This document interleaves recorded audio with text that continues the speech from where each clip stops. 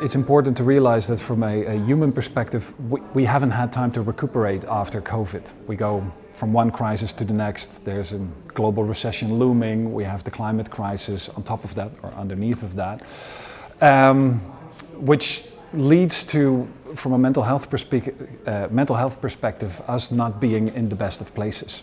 And if we take a look at the near future and the long-term future, that is mental health and improving people's happiness.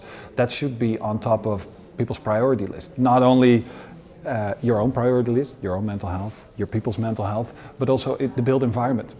It's great if you have a sustainable city and bike lanes and everything's green and it's a carbon neutral building, but are the people happy that live inside?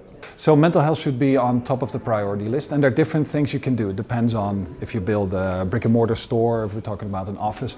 But one of the key things is that people want flexibility.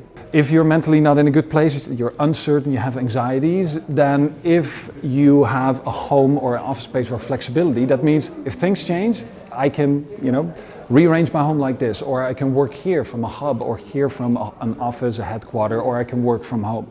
So people want flexibility because that means dealing with uncertainty in a good way, and that gives people peace of mind. And peace of mind is improved mental health.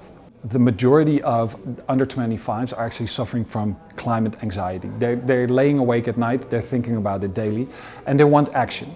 So talking about it, putting it in your mission statement, in your purpose, that's all great, but where's the action?